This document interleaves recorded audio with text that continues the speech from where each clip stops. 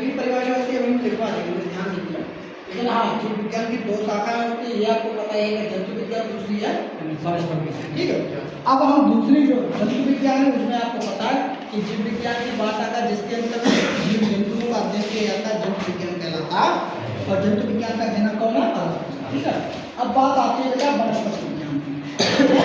तो वनस्पति विज्ञान,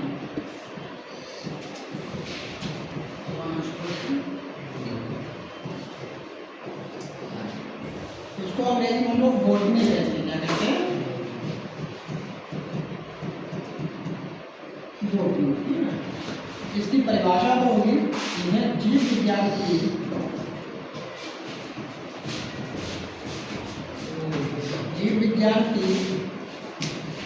वह शाखा जिसके अंतर्गत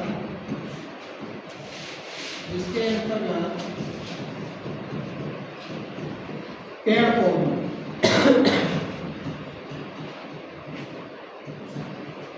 ब्रैकेट में लिखना तो लिख सकते हो वनस्पति, ठीक है, पेड़ पौधों को ही क्या कहा जाता है? वनस्पति। ठीक है, का अध्ययन किया जाता है आपका क्या कहलाता है? वनस्पति विज्ञान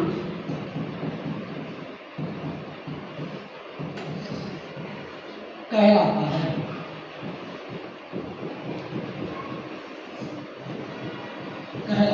ठीक है, अगर आपसे पूछा जाए कि वनस्पति विज्ञान किसे कहते हैं, तो आप बताइएगा कि जीव विज्ञान की वह शाखा जिसके अंतर्गत पेड़ पौधों अर्थात वनस्पतियों का अध्ययन किया जाता है, वनस्पति विज्ञान कहलाता है। ये हो गया। दूसरी बात यहीं पे हम थोड़ा समझेंगे, अगर इन दोनों को मिला दिया जाए, ध्यान दें, जंतु विज्ञान और वनस्पति विज्ञान, तो इन दोनों को ही हम क्या कहते हैं? परिभाषा को ढकेंगे, परिभाषा होगी हमारी ये बताएगी जीव विज्ञान की परिभाषा क्या बनेगी? जीव विज्ञान को अंग्रेजी में हम लोग क्या कहेंगे? वायो। तब इसकी परिभाषा हम लोग लिखेंगे, विज्ञान की वह शाखा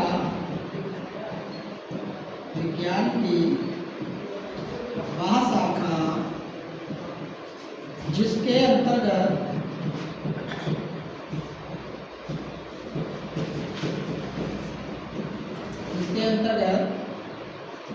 जीव जंतुओं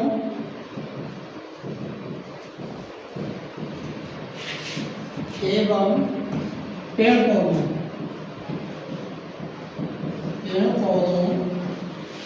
पौधों को हम क्या कहते हैं?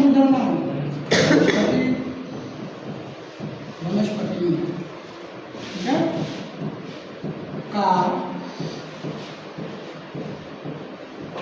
अध्ययन किया जाता है